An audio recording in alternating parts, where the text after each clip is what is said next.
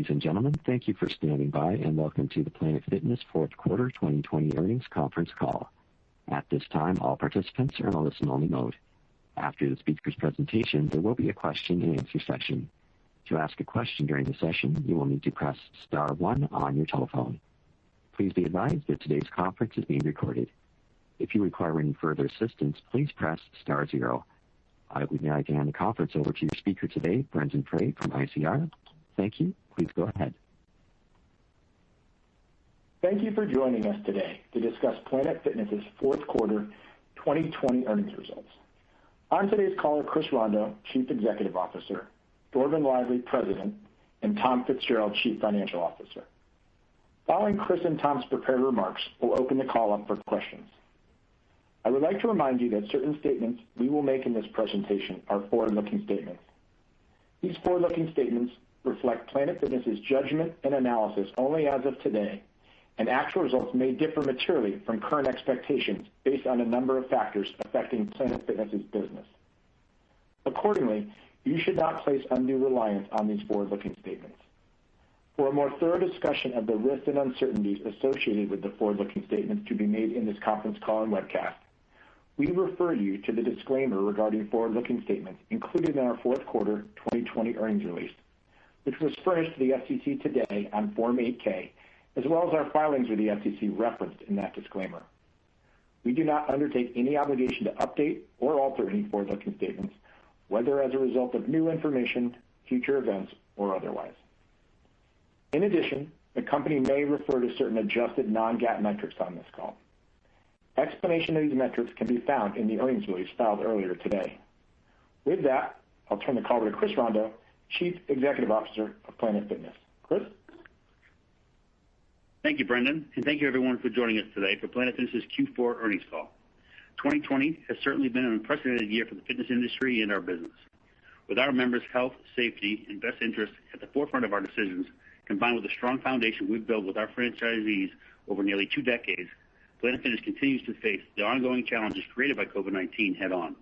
I am extremely proud of how our franchisees, headquarters staff, and club staff continue to be agile through this ever-changing environment and rally together to provide a clean and safe fitness experience for our members. Fitness is a key component of strong physical and mental health, which is more important now than ever before in the wake of a pandemic that disproportionately impacts those with health-related risk factors. While the operating environment remains fluid, we are pleased that as of today, 90% of our stores are open. The vast majority of our closed stores are in California, where statewide restrictions on reopening remain in place, as well as parts of Canada and Panama. We are hopeful that the entire system will be open soon, as we believe that the robust safety protocols we put in place allows our stores to operate safely. These include enhanced cleaning and sanitization, touchless check-in, COVID-19 wellness screening questions via the Planet Fitness mobile app, our crowd meter in the app, mandatory mask requirements, and physical distancing measures. We remain committed to keeping our members and staff safe and healthy in all our stores. Our ability to successfully operate our stores and service our members relies largely on the financial health of our system. Given the historical strength of our business model and franchisees, we have had 0 stores permanently closed due to COVID and 0 franchisee bankruptcies. While we have weathered the storm well relative to the overall gym industry, we have provided franchisees with relief in the form of a 12-month extension on all development requirements and an 18-month extension on their replacement equipment commitments. We believe this will allow franchisees to rebuild their balance sheets while continuing to invest in marketing to drive membership growth, which is our number one priority. As we discussed in our Q3 call in November, we resumed our national sales acquisition marketing efforts in September after pausing national promotions in mid-March when our stores temporarily closed. Consumers responded positively to our message, reinforcing that fitness is essential. The pandemic is negatively impacting people's physical and mental health, and we have the right environment in place to keep people motivated and robust protocols in place to keep them safe. This helped to slow the decline in total members we've experienced as a result of pent-up cancellations after our stores reopened and resumed billing. Looking back on the year, our biggest challenge in 2020 wasn't from increased cancellations due to COVID, as cancellations were essentially flat to 2019 levels on a per-store basis. Our challenge was the lack of gross new joins as we paused our national sales acquisition marketing for the first time ever, including during certain key sign-up periods last spring and early summer. On the heels of a successful national sale in September, we conducted 2 more national sales in October and November. in addition to a flash sale in December. Overall, we're pleased with the results, especially given the holiday season is a slower time in terms of signups for the industry. We ended 2020 with approximately 13.5 million members compared to with 14.4 million members at the end of 2019. Building off the momentum from our successful New Year's Eve sponsorship, we kicked off 2021 with our usual January promotions. Our target audience of casual first-time gym goers continued to respond favorably to our messaging and value proposition. We were unsure of what to expect for this key industry sign-up period under these circumstances, and we were pleased with the results. We ended January with 13.8 million members, up from approximately 13.5 million members at the end of December, representing our first month of overall net member growth since before the pandemic. The recent uptick in membership is very encouraging and reinforces our belief that people want to return to bricks and mortar fitness. In fact, to date, 5% of our members who canceled during COVID have already rejoined, and 28% of joins overall since COVID were prior Planet Fitness members. In addition to driving members back into our stores, we continue to accelerate our digital efforts to further engage with our members wherever they are and enhance their overall experience with our brand. In fact, Planet Fitness mobile app is currently one of the top-ranked free apps in the health and fitness category for both Apple and Android, reinforcing that Planet Fitness remains a trusted source for health and wellness. Currently, 40% of our total member base has adopted the app, and new joint app adoption rate continues to climb, reaching 70%. In addition, we continue to add value to the app with new features like the crowd meter, which enables members to check the capacity before coming to the gym. Building upon our partnership with iFit in April, we continue to provide streaming and virtual fitness content in our mobile app. These workouts are some of the most popular workouts content to date. We also continue to test PF Plus, our $5.99 per month digital-only subscription membership via the mobile app, and remain encouraged by the trends we're seeing. For example, testing results so far have shown that more than 20% of PF Plus subscribers are non-Planet Fitness members, and more than 20% of them have since become bricks and mortar members in addition to their PF Plus subscription. Additionally, of our members who have subscribed, nearly 60% of them have visited their store to work out since subscribing to PF Plus. So the majority of subscribers are still engaging with our bricks and mortar offering and see PF Plus as a complement to their membership. These trends reinforce our view that a standalone digital membership can serve as a gateway to traditional bricks and mortar membership, not a replacement for it, and provides us with an opportunity to further engage members and prospects wherever they are. We will continue to assess content, engagement, and usability feedback to inform broader roll-up plans down the road. While consumers' adoption of digital fitness has accelerated given the pandemic, I truly believe that the future of fitness industry is about bricks with clicks. The powerful combination of providing a high-quality in-person fitness experience coupled with the complementary digital experience where consumers can experience the brand in the club and at home. Given everything we've faced in 2020, I am very pleased with how our system has weathered the storm. We opened 130 new stores in line with most recent expectations, while at the same time, HRSA, Fitness Industries Trade Association, has predicted that about 25% of U.S. gyms and studios will permanently close as a result of the pandemic. While we have strengthened our leadership position during the pandemic, we anticipate the near-term operating environment to remain volatile. Longer term, however, we are more optimistic about our prospects for growth than we were prior to COVID-19 for several reasons. This includes capitalizing on the industry consolidation and favorable real estate conditions we believe will emerge over the next several years to grow membership and expand our physical footprint, evolving our technological capabilities to enhance our digital engagement, and utilizing our powerful marketing machine to increase demand for our non-intimidating, accessible fitness offering. I am confident that Planet Fitness is well positioned to resume the growth trajectory the business was on at the start of 2020 prior to the outbreak, once the pandemic is behind us. COVID-19 has widened the moat around our bricks and mortar business and accelerated our digital strategy, positioning us well to serve the casual first-time gym goer whichever way they want to engage with the brand.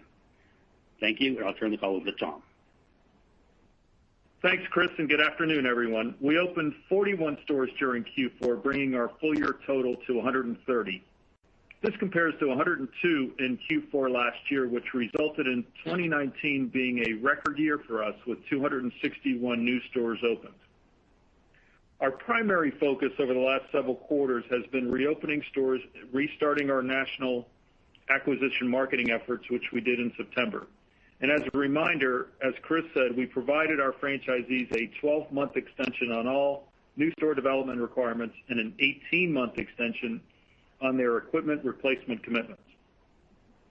For the fourth quarter, total revenue was $133.8 million, down $57.7 million, or 30.1% compared to $191.5 million in Q4 last year. Of the $57.7 million decline, $49.0 million, or 85%, was attributable to lower equipment revenue, which was the result of the development and replacement equipment dynamics I just mentioned. The remainder of the year-over-year change in total revenue was primarily due to the impact from temporary store closures due to COVID-19 and lower membership levels. We ended December with approximately 13.5 million members, down 0.9 million from where we ended 2019. This compares to the 15.5 million members at the end of Q1, 15.2 million at the end of Q2, and 14.1 million at the end of Q3. The decline in memberships was primarily a function of lower gross new joins as we paused our national acquisition marketing efforts between March and September, while the majority of stores were temporarily closed. In fact, the average number of cancels per store in 2020 was consistent with 2019. With the decline in net membership we experienced starting in March when the pandemic forced the temporary closure of all of our stores, system-wide same-store sales turned negative in the third quarter and declined further in Q4. Now, for some context, we reported 53 consecutive quarters of positive system-wide same-store sales growth before COVID hit in March and shut down all of our stores. The simple average of our quarterly system-wide same-store sales growth over those 53 quarters was 12.0%, followed by negative system-wide same-store sales growth once we resumed reporting the metric in Q3 and Q4, primarily driven by the impact of the pandemic. Our model and historically strong same-store sales results depend on the ability to continually grow net membership levels across our store base month over month, quarter over quarter, and year over year. Additionally, in our recurring revenue model, our same-store sales performance at any point in time is a function of what happened to our membership levels over the trailing 12 months. For the fourth quarter, system-wide same-store sales were down 10.6%, with franchise down 10.6% and corporate-owned down 11.7%. The 10.6% decline in system-wide same-store sales was largely due to a decline in membership levels, slightly offset by an increase in average rate. Black Card penetration declined 40 basis points year over year to 60.5%, with the decrease attributable to the cumulative effect of not having any Black Card national sales in 2020 versus the 4 we had in 2019. Additionally, the impact of multiple national sales in Q4 of 2020 versus 1 in Q4 of 2019 increased the rate of $10 joins. Black Card penetration in Q4 of 2020 was down 20 basis points compared with the third quarter. Now, we incorrectly disclosed back in November that Q3 Black Card penetration was 62.7%, up 120 basis points versus Q3 of 2019. The corrected Q3 Black Card penetration is 60.7%, down 50 basis points versus the prior year period. The calculated metric we have in our system for monthly EFT member count was erroneously factoring out frozen members, which never had a material impact in the past, but when we began to see a modest increase in frozen members in Q3, the field understated our EFT member balance enough to skew the Black Card percentage. To be clear, it was a formula error that we did not detect and is not a fundamental shift in the perceived value of the Black Card. Given the change in Black Card promotional cadence versus the prior year and the prolonged pandemic, We are pleased with the fact that the majority of our new members choose the Black Card option, even though it is more than twice the $10 membership fee we predominantly advertise in our marketing.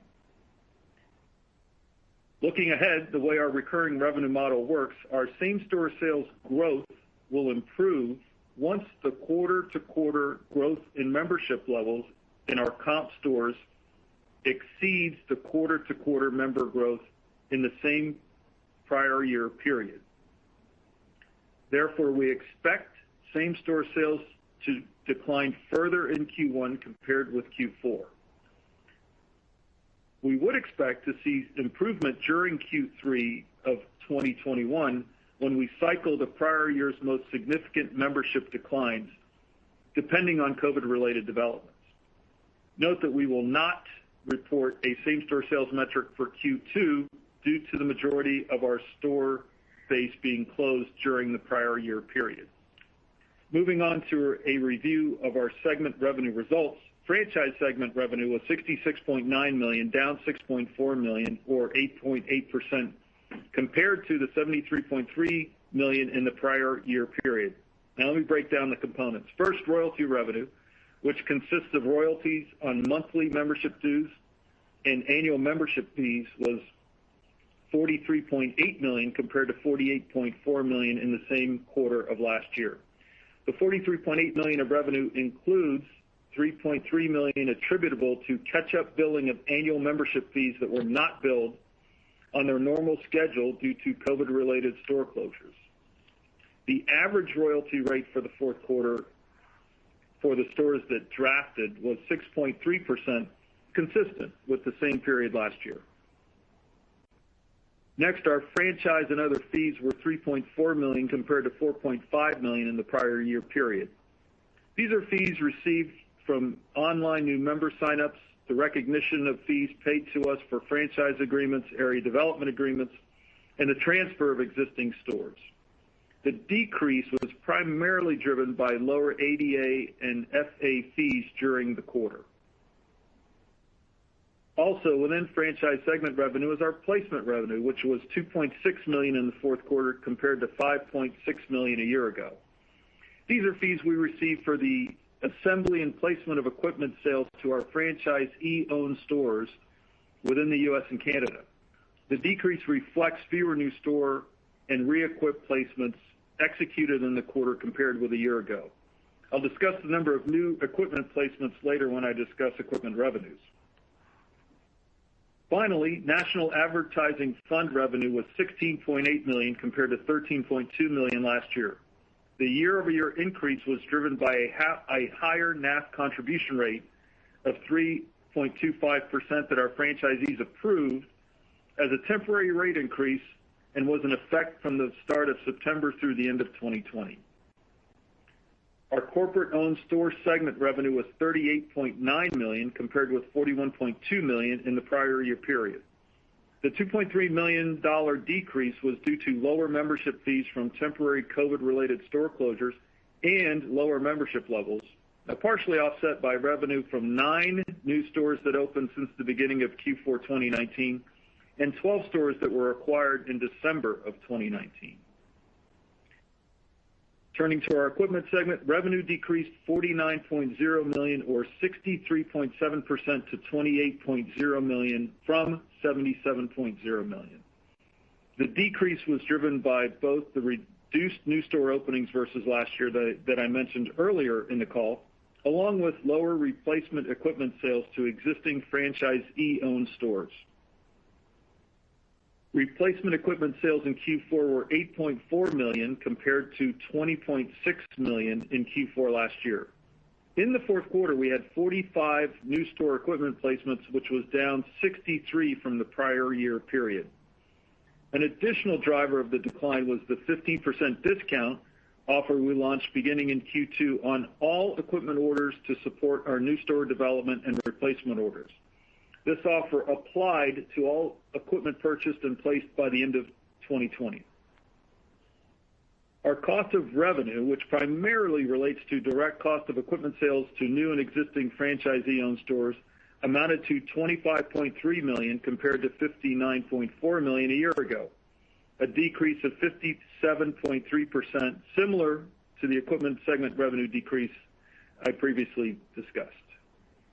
Store operation expenses, which are associated with our corporate-owned stores, increased to $25.6 million compared to $22.7 million a year ago.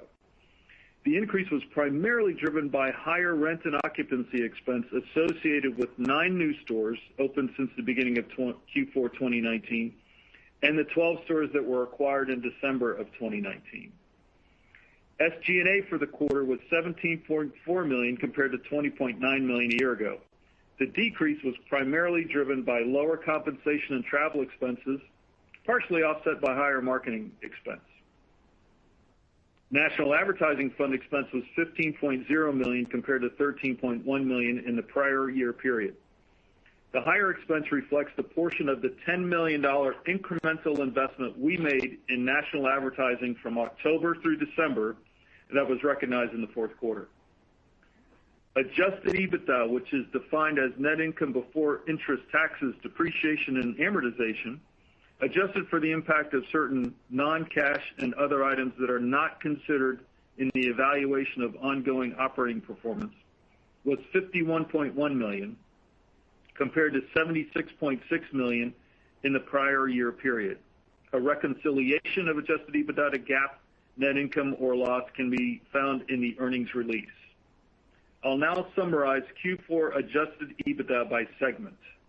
Franchise Adjusted Ebitda was $43.6 million, down $7.3 million or 14.3%. Corporate store Adjusted Ebitda was $12.7 million, down $5.1 million or 28.9%, and equipment Adjusted Ebitda was $3.1 million, down $15.5 million or 83.2%. Adjusted net income was $15.1 million, and adjusted net income per diluted share was 17 cents, down from 44 cents per diluted share in the year-ago period. Now let me turn to the balance sheet. As of December 31st, 2020, we had $515.8 million in total cash, with cash and cash equivalents of $439.5 million, compared to $419.7 million on September 30, 2020. In addition, we ended the quarter with $76.3 million of restricted cash compared to $81.9 million at the end of Q3. We took some aggressive measures in 2020 to bolster our liquidity and are pleased with our cash position at the end of 2020, which should allow us to weather continued uncertainty related to COVID, but to also be able to invest in growth opportunities where appropriate.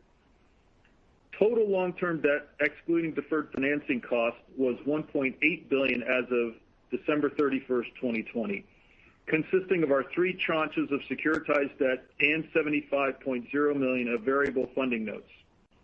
Our securitized debt structure is covenant light. We have 2 maintenance covenants, a debt service coverage ratio, and a total system-wide sales threshold. Both of these are tested quarterly, calculated on a trailing 12-month basis, and reported on roughly a 2-month lag. In our most recent debt covenant reporting period of December 5th, 2020, we had a 32% and a 98% cushion to the first triggering event for our debt service coverage ratio and our system-wide sales covenant, respectively. We believe we have sufficient headroom for our 2 maintenance covenants.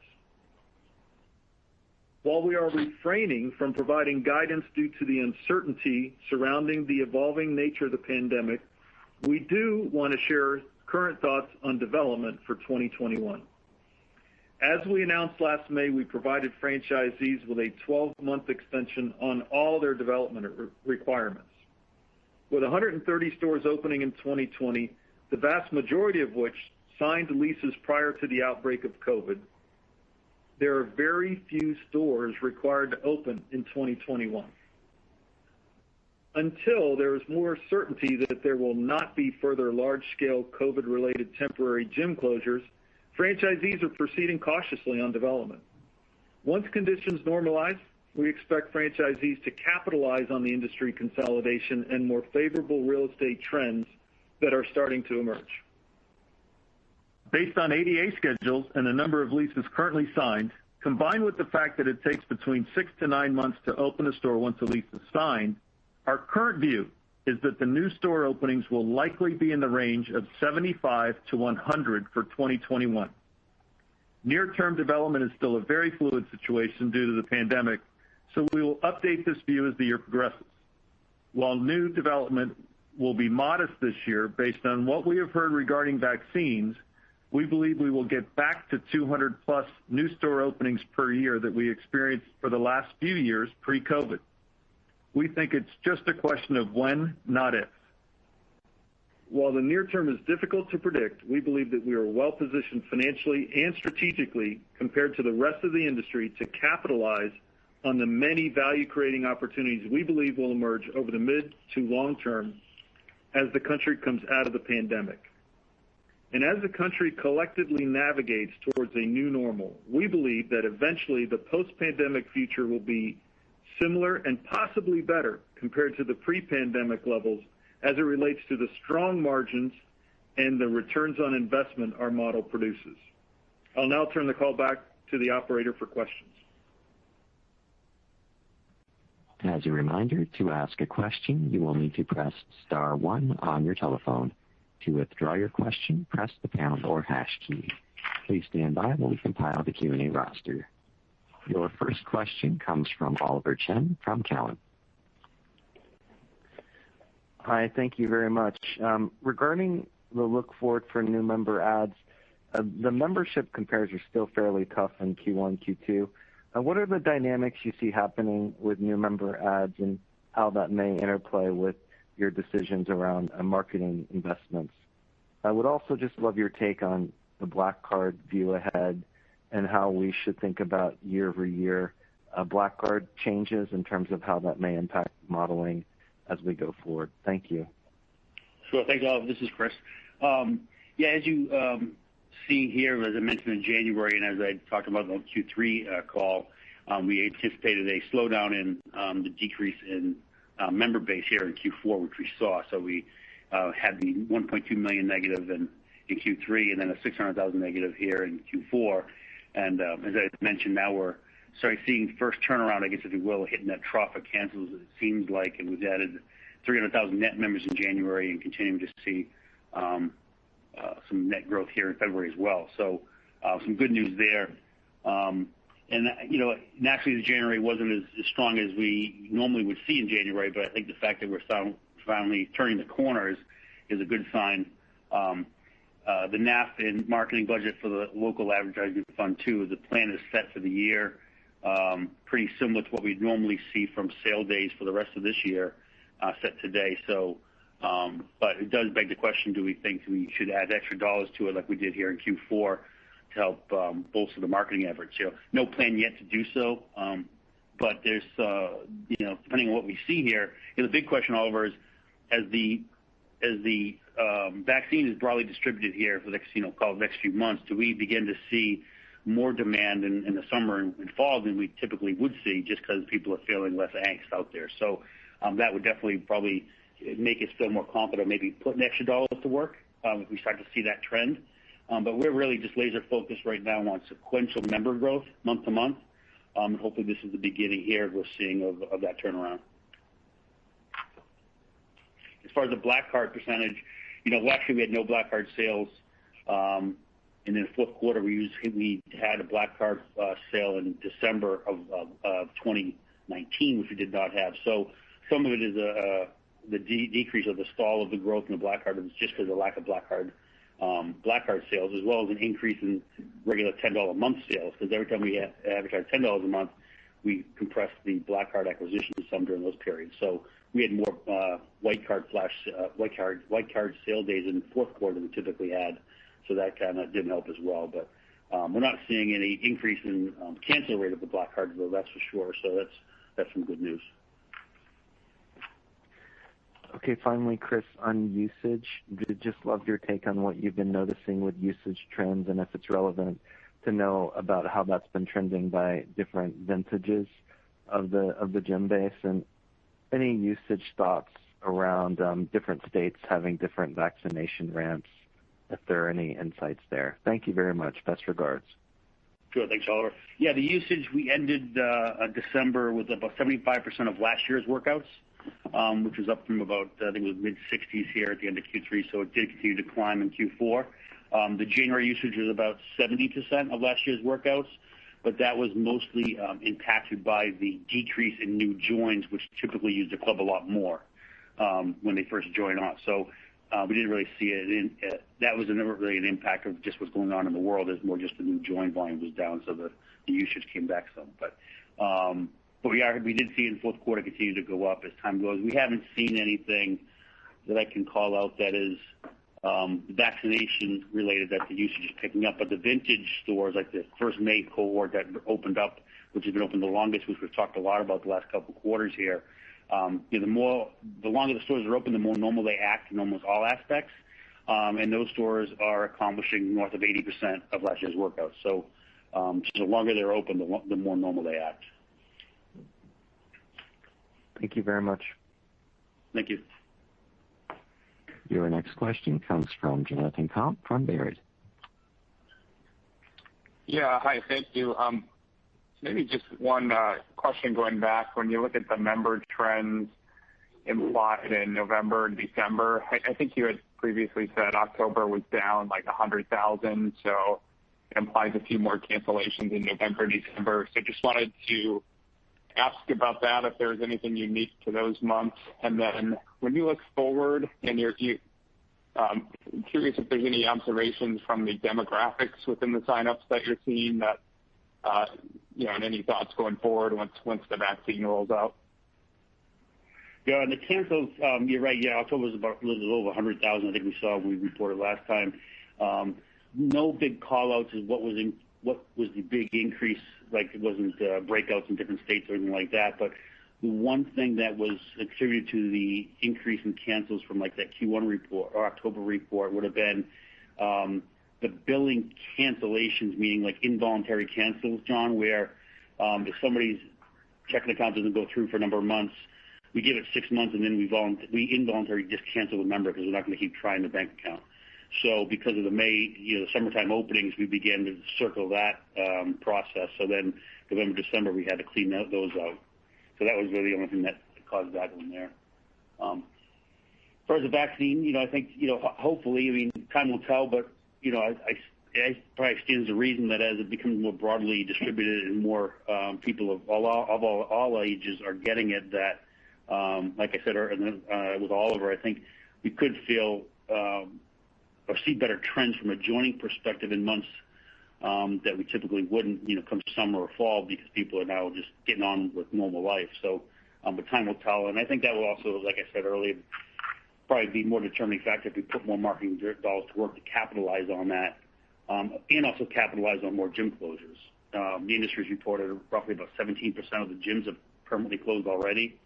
And as I mentioned in my opening remarks, that the industry trade organization is saying about 25% they think could close when this is all said and done. So we're seeing right now about 4% of our new joins are coming from a gym that they're reporting that their old gym closed permanently, and they're coming to us. So we're starting to just barely see reap the benefits of the gym consolidation.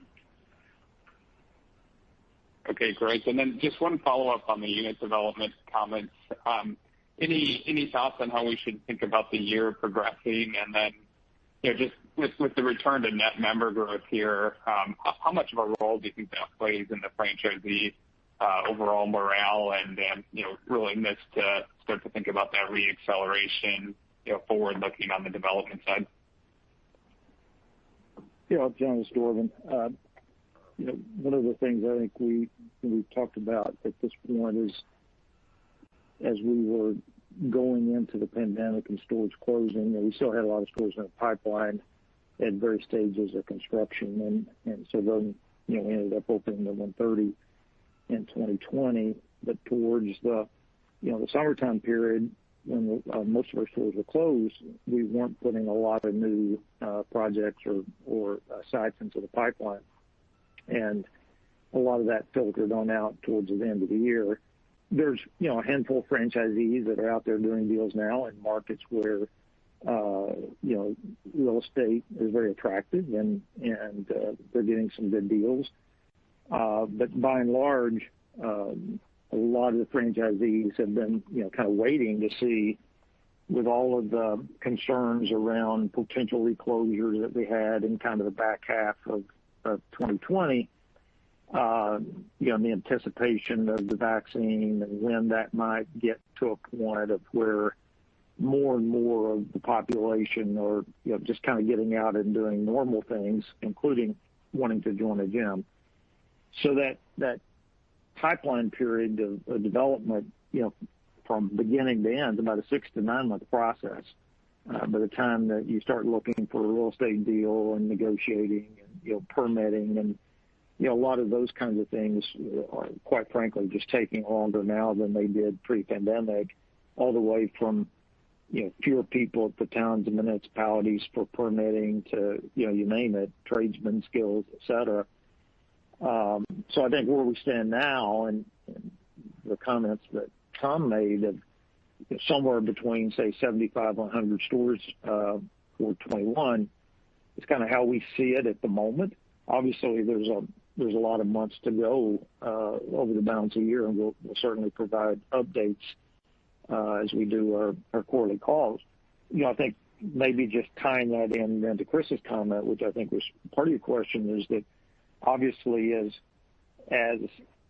if we start to see more and more people joining the gyms and people feeling more comfortable because of what's going on in their everyday lives, and then to the extent that we also believe the competition's been, has had a more severe impact than we had, I think that all of those are the kinds of things that will allow the franchisees to really start filling up the pipeline. But the deals that are being done now are certainly very attractive, and there's quite a bit of real estate out there. So it gives us a lot of confidence, and it's just a matter of when, it's not if. Your next question comes from Sharon Zackfia from William Blair. Hi, good afternoon. I'd actually like to talk about PF Plus and kind of understanding it's still in test, really what the gating factors are as you look at that towards a broader rollout. And then how would you anticipate the revenue share there to really break out between yourselves, iFit, and your franchisees? Sure, Sharon. How you doing? This is Chris. That question there, we're not releasing any subscription numbers just yet, but what we're seeing in some trends there, as I mentioned in my opening remarks, we're seeing about the same trend we saw from the free content consumption is that the PF Plus subscription at $5.99, about 20% of those are non-Planet Fitness members, and about 25% of those have gone on to join bricks and mortar and keep their PF Plus even after that, which is a great sign as we talk about our gateway to bricks and mortar. Also, we're seeing about 75% of all the subscriptions to date are actually current Black Card members. And many of them have been members for 2, 3, 4 years and actually opting to pay more for something else, which is a great sign, I think, for us, especially when we've talked about in the past, is there a situation where we wrap in the PF Plus in a bundle for the Black Card and maybe get a little bit more price or acquisition for the Black Card. So just a lot of learnings around that piece of it. As far as a broader, more marketing push around the PF Plus, we're taking this time to really just figure out what content people are consuming the most, what trainers they like the most, what's really driving the consumption, and what people are really taking to it, so we know who to market to and what to market. So real-time learning going on with it, but I like the trends that we're seeing with it as we continue to evolve the content and release more stuff in the app real time. I guess one follow-up question too. I don't recall you guys having given January member ads before, so I appreciate you doing so. But having said that, I mean, what % of typical first quarter ads come in January? Yeah, we usually do. Actually January is a big part of it. About 10% of the annual ads, I believe, are in the month of January. But we have, and usually the following quarters usually in the low single digits for ads. So January in the first quarter is big for us. But we do add generally throughout the year. But first quarter is the largest. Real quick too, on the revenue share for the app, right now we haven't nailed exactly down how we're going to revenue share with the franchisees, but in everything we've done and have done in the past, we always look to do what's in the best interest of the franchisees, and it's a win-win for both of us because we want them to push the app as well. So there'll definitely be a revenue share, all or a portion of for sure, and then drive their ultimate profitability at the store level. Will then always leads to the fact, and the question we get all the time is, could you ever raise royalty again in the future? And no plans now to do so, but the more profitable we can make the franchisees and the ability we have in the future to do something like that. Thank you so much. Thank you. Your next question comes from Peter Keith from Piper Jaffray. Hi, thanks. Good afternoon, everyone. Wanted to just ask about the equipment sales. And I believe you're saying there's a 18-month grace period. I was wondering if that was extended an extra 6 months. Recently, I seem to remember or recall previously, I think it was at 12 months. And then furthermore, it sounds like the 15% discount has expired here as we got into the new year. So is it possible that the equipment sales actually get a little bit worse on a year-on-year basis before they get better, as potentially some sales are pulled forward into Q4?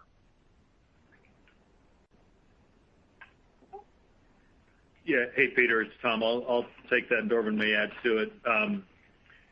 So the 15% discount that we offered expired at the end of the year, as we talked about. And I think it was at ICR that we disclosed that we had extended the initial 12-month extension on the equipment re-equips essentially to 18 months. And again, it was just more of a reflection of our ongoing discussions with franchisees. We kept the 12-month extension in place for the new stores in the ADA development agreements, but we did elect to add that 6 months on, and I'm pretty sure that's where we disclosed it was at ICR. I don't think that we typically have a couple of periods during the year where we do offer a slight discount on the equipment. That's kind of pre-COVID, been doing it for a long time that way, and we'll continue to do that. We sort of stopped the 15% at the end of the year and kind of more back on our normal cadence. And we'll talk more about where that equipment business goes on our first quarter call. But clearly there's still franchisees who are going to re-equip their stores because they want to take care of their current member base and make sure, especially in stores that have a lot of members, that the equipment gets pretty beat up over 5-6 years, that they give those members a great experience. So they're going to protect their asset and make the investment where it makes sense. Okay, that's helpful, Tom. And then maybe a competitive question for Chris. You talked about 25% of gyms closing. I think you said 17% you think it's closed thus far. Do you have any perspective on timing? We've heard that it's maybe a lot of closures as of late as gyms didn't get the normal January sign up. So I guess broadly speaking, have you seen an acceleration of closures in 21, and do you see that continuing? Anecdotal, I think what we're going to see is probably over the next 12 months. I believe as stores have reopened, probably waiting to see what happens with the the winter join period, right? Kind of to your point. But I think also what's going to happen here is as stores reopen, a lot of this deferred rent that the landlords were accommodating through this closed period, now you're opening up with less revenue and you're opening up with more expense, right? Because now your rent is, rent plus, plus 50% or something like that to make up for your months of back rent. And maybe also with your lenders as well. So I think that's when you'll make a go of it. You'll have a weak winter, and then your expenses are higher, and into the summer months, we'll probably see more closures coming, I would imagine. Time will tell. And I think the other side of that, too, is, as I mentioned, our usage now is at 70% here for the month of January, and we ended December with 75% of last year's workouts. Most of this industry survives, part of the revenue, about 30% roughly, is from ancillary services. So, each member visit coming in, they're banking on people buying personal training and buying a juice bar drink and buying daycare hours and so on. So not only is their membership down, but now the usage is down, so they're not selling their ancillary profit centers either. So their revenue model is much worse. Okay, thanks so much, and good luck, guys. Thanks, Peter. Thanks, Peter. Your next question comes from Randy Konik from Jefferies. Yeah, thanks a lot. Good evening, everybody. Chris, I want to focus my questions around the bricks with clicks kind of commentary. How do you think about the ultimate long-term vision on how that would look? Obviously, you've got the stores, you've got the PF Plus in beta, and the free content. Just what's your vision from how it all kind of comes together down the line? What would you see as the ultimate scenario of how this would kind of look in your eyes for the industry? Sure. Yeah, I think in fact, you might have heard me talk about how right now we're top 5 in the iOS store as well as the Android as far as fitness apps. So we think about with our now at 13.5 million members, we have about 41% of our total member base has the app today. Of new joins, though, we're getting about a 70% app adoption of new joins. So we're just driving people to the app constantly because of the bricks and mortar part of our component to this. So we're not trying to compete with necessarily other apps in the App Store. We're actually driving usage just because they're as part of their membership. Longer term, you think we have a platform now where we have all the content, which is exercise content, and we have live classes as well, and we continue to grow that library. But the platform's built now.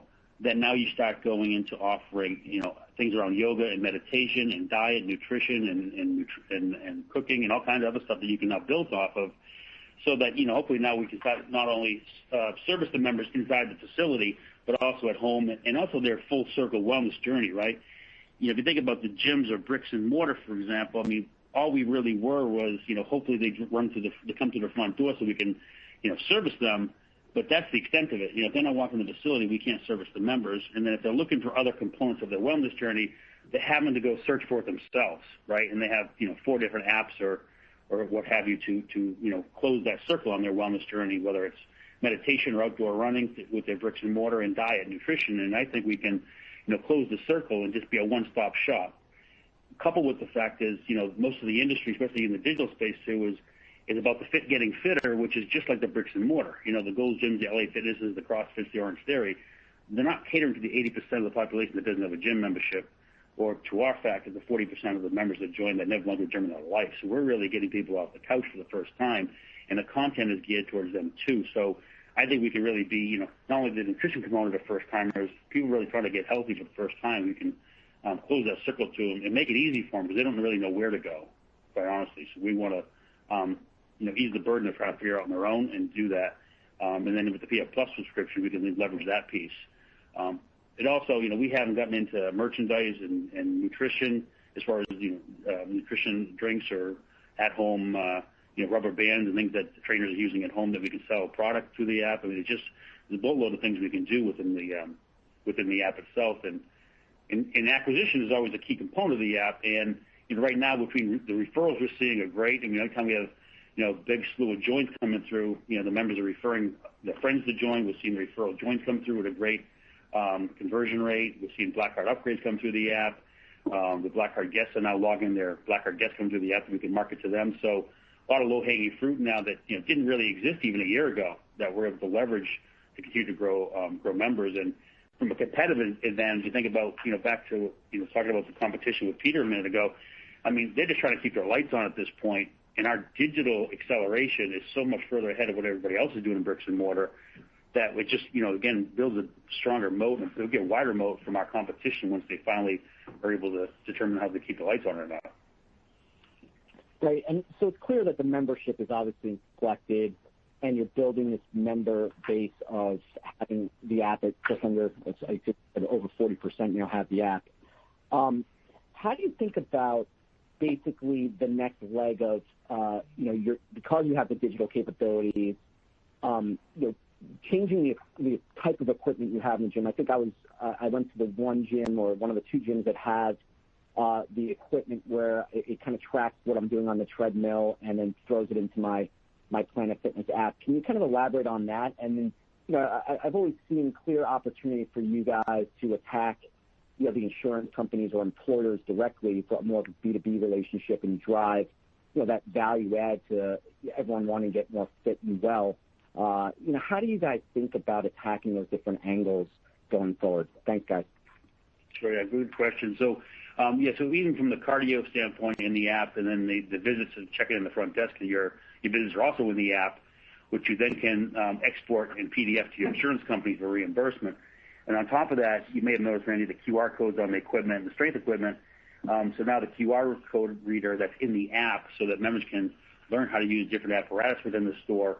We're now able to track what people are doing, by age and gender, what machines they're scanning the most, what people like the most, so that we can, one is make sure we have the right makeup of equipment in the store, but also now begin to see what journeys different people are taking of different market segments and what's driving results and what's driving tenure based on what they're doing. So they're getting either better exercise or they're having more fun in the gym because they're teaching and learning more things. So now the next time somebody joins, we know exactly the journey to put them on and what to recommend in the app because we know what people like of certain ages and genders, for example. So it's going to be really interesting to be able to now coach people the right way on what people are doing because there's so many members using the equipment now and what we know they like, so we know how to get people on a journey. Because this industry, somebody joins, we don't know what makes people stay necessarily or makes people, or leave. We don't know what they're doing in the facility. Now we can see what they're doing in the facility and see what's driving tenure longer term. So that's going to be an interesting thing that will happen over the future. But it's really interesting to see. Which, in turn to your insurance question, we reimburse for insurance just like most other clubs in the industry. But all we are able to tell insurance companies is that somebody checked in. We have no idea how long you were there. We don't know what equipment you used. We don't know how many calories you burned. We don't know what your heart rate was and so on. So capturing all that data, we might be the only, at this point, probably the only gym company in the country that can actually supply insurance companies with the data that really matters, right? Not that you checked in, but we know, all the other stats for you that, could get to the point where reimbursement comes from insurance. You have to go to Planet because nobody else can really supply us the data that we really want. And no one has the money to put or resources to put together to develop it from the other gym companies. So more to come on that, but it could be interesting that we're able to give insurance companies true data that shows true results for their subscribers. Your next question comes from Simeon Siegel from BMO Capital Markets. Thanks. Hey, guys. Hope you're all doing well.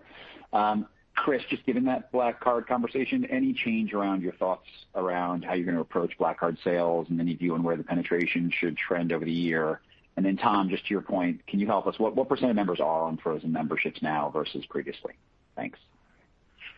Yeah, I think in the BC percentage, we weren't pushing Black Card sales only because we wanted to try to drive more volume, so we were doing just $10 sales through the second half of last year. We'll begin probably to start testing some Black Card sales, flash sales like we have in previous years here coming up. So I think it should. I'm not sure it's going to surge forward, but I think we should probably hold our own here for 2021. Yeah, Simeon. On the frozen side, and I think we talked about this before, but we typically would only allow people to freeze for medical reasons or if they were deployed in the military. And with all the pandemic, we were much more forgiving, if you will, on if people weren't comfortable coming back to the gym to freeze their membership once their store reopened. And really, it's still an insignificant component of our membership base. It's just that the way the math works in that particular calculation, it moved enough to throw it off. But it's still, and it certainly climbed in Q3 and then into Q4 as a percentage of the member base as the virus, resurged.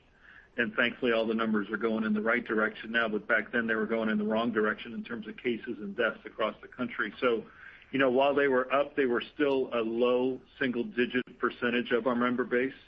And, we're encouraged to see now in January that the percent of frozen members, the percent of membership that's frozen is declining. So, but still, it's relatively insignificant, low single digit. It just spiked up from what it had been historically. Perfect. Thanks. And then you appreciate the unit color. You might just want to pass on this, but just given a lot of the moving pieces and the cost to run the gym is different than it was pre-COVID. Any help at all with how you're thinking about any of the different expense line items over the next year? Anything we should keep in mind? In terms of us as a franchisor, or you mean for the franchisees and their units? whichever way you wanna approach it, I guess. I'm just trying to think through as we think about the way the four wall and as we flow through the business, has any of the COVID, what sticks and what goes away? What are the extra savings? What are the extra costs? Just anything to keep in mind as we. I got you.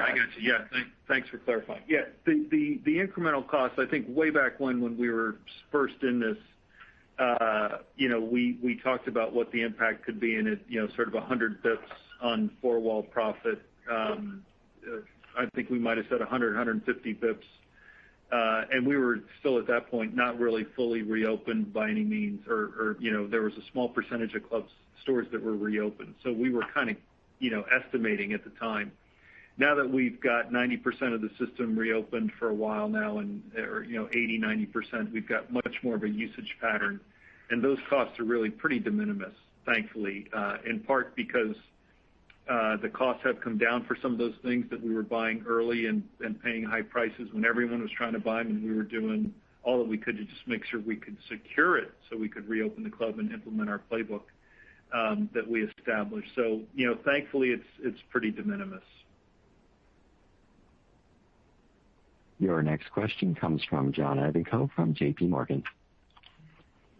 Hi, thank you. I wanted to talk about the 75 to 100 stores that were guided to open this year. If you I guess were to add, that, store growth to 20, you would have something actually pretty close to a normal Planet Fitness development year, just, kind of adding 20 and 21. So first, I mean, is there a reason I shouldn't think about it like that? I mean, in other words, the units that were being opened in 21 are the units that were basically planned, to be opened in 2020. And really the context of the question is, do you see a meaningful pipeline beyond that 75, to 100, or, after that is it possible that that's where the relatively short-term pause might come, whether, from, the franchisees' intentions or perhaps even, even the lenders that, that have recently given some waivers?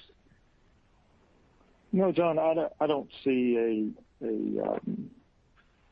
a correlation to, let's say, deferred stores that maybe would have opened earlier or got pushed out. There could be a little bit of that, but it wouldn't be obviously spread out all throughout 2021. So maybe we had some stores open in January that would have opened without COVID, could have opened in November, December, something like that. So there could be a handful of that.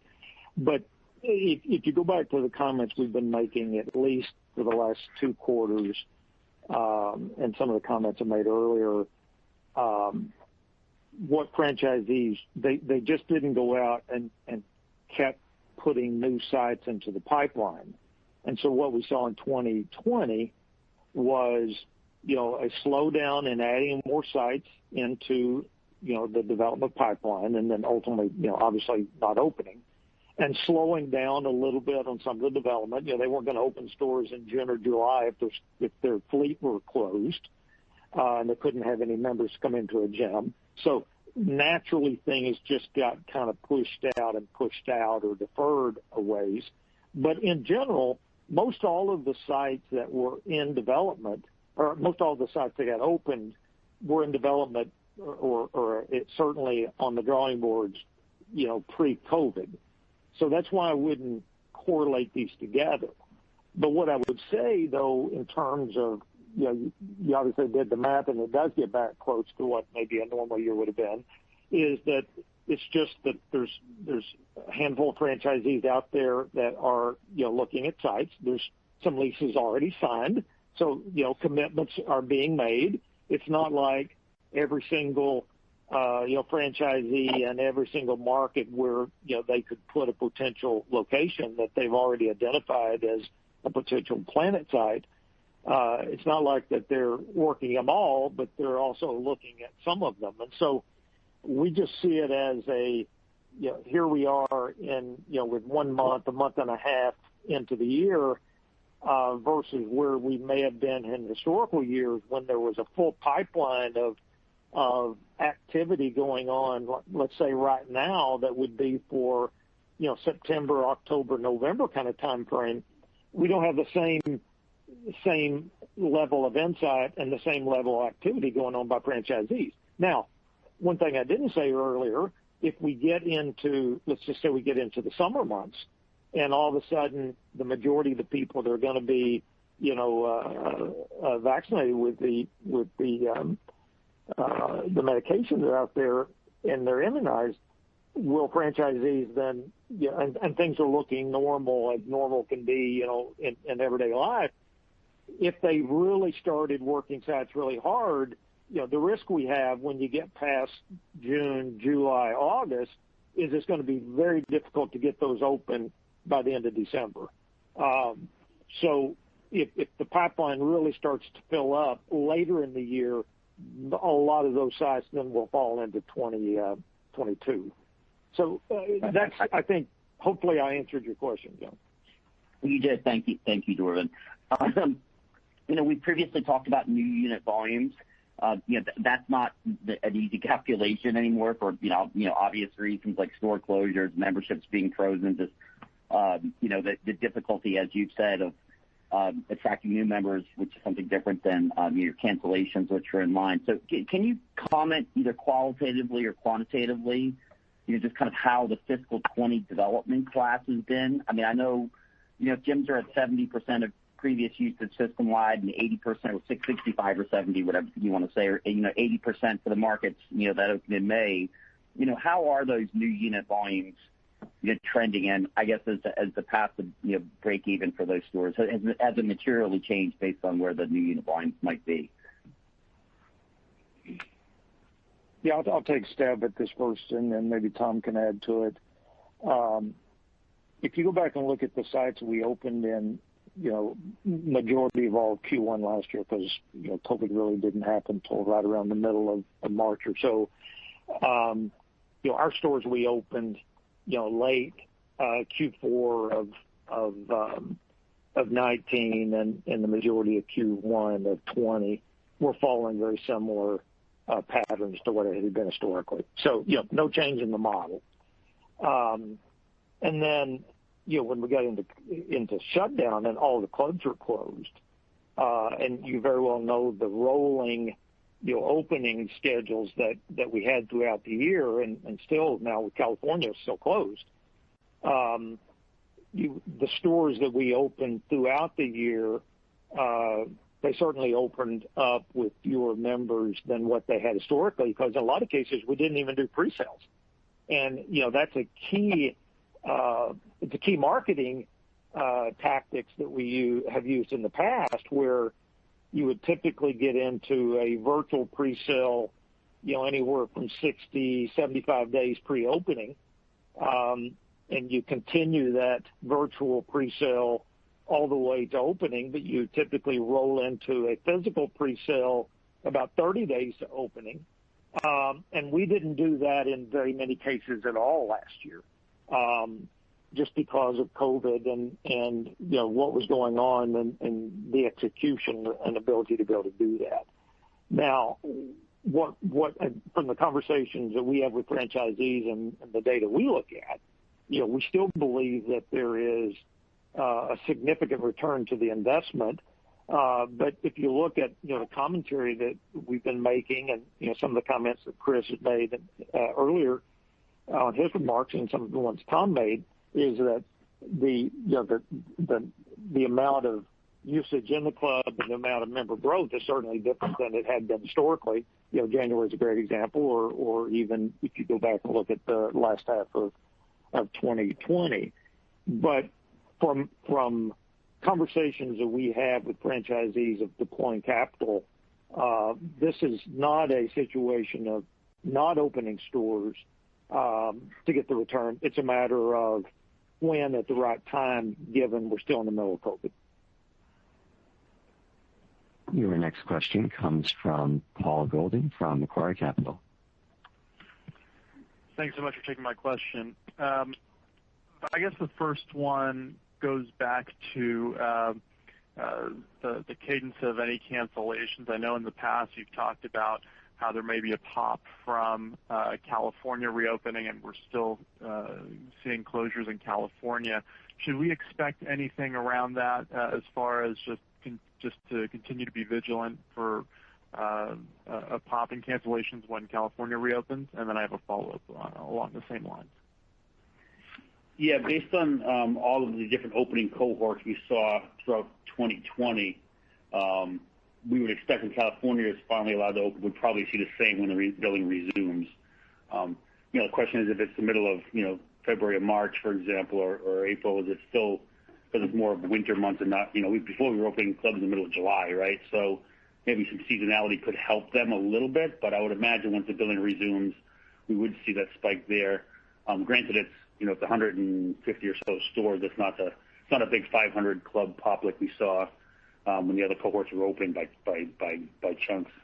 Yeah, and I maybe would just add one thing on that one is we have seen more cancellations during the closure period in California than we saw in the other states during their closure period. I think part of that is because, unfortunately, in our scanning of the market, most of our competitors are not following the guidelines to remain closed. We are. And so we believe some of our cancellations are probably, going to gyms where they're running and operating even though they're against the local guidelines, which is unfortunate that the state can't enforce the mandates they put out. Interesting. Appreciate that color.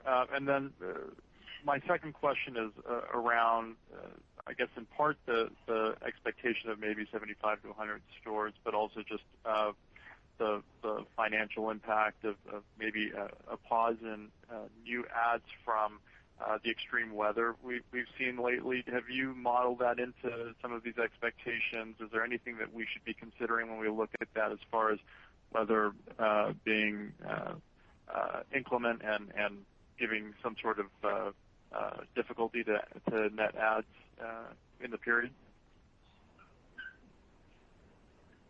Yeah, I don't see. We haven't seen. Actually, Texas has had some clubs closed down there because of the weather, less no power or pipes frozen. But we haven't seen any big number changes, that's drastic at this point from Jones. No, and Paul, if your question goes to does that affect our outlook on the 75 to 100, the answer would be no.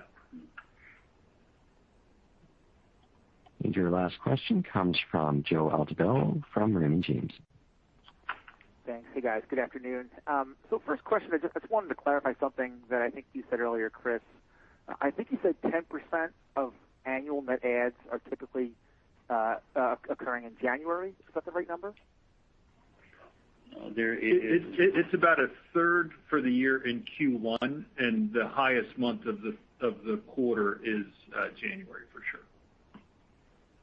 Okay. And then in terms of overall membership, I think you guys have said in the past that the hope was to get back to year-end 19 levels, call it the 14.4 million, sometime in early 21.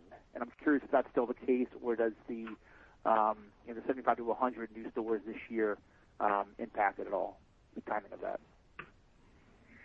That would be the hope, but I think it's probably still too early in the year to figure out where things all pan out to definitely get there. We are finally adding members per store, as you mentioned, and finally going the right direction. I think as long as we have sequential member growth, which is the ultimate goal, that's we really like to get back there as soon as we can. I don't know if we'll make it this year, but that's going to be our goal. But I don't think it depends. Again, it depends what happens when California opens and adds to it, or if we get reshut down. But I think being here just February, it's hard to really predict it just yet. Okay, great. Thank you. Great, Joe. And I will now turn the call over to Chris Rondeau for closing comments.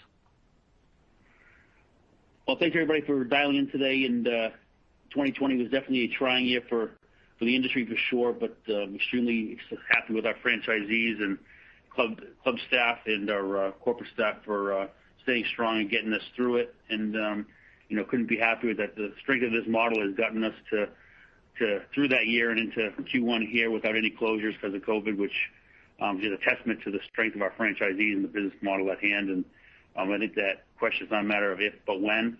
And in our competitive advantage coming out of this with more closures in the industry and cleansing the industry here of a lot of different players out there will just give us more runway and more room to continue to grow to that 4,000 unit potential and possibly more in time. So I do believe that COVID will definitely, people will walk out of this with definitely a more appreciation for health and wellness and taking better care of themselves in the future. And the fact that only 20% of the U.S. even has a gym membership, and that's only moved 5% in 25 years. I think there's a good chance this could all pan out and move this 5% in the next 5 or 10 years. So I think it could accelerate that greatly. So thanks again for dialing in, and I look forward to our next call. Thank you. Ladies and gentlemen, this concludes today's conference call. Thank you for participating. You may now disconnect.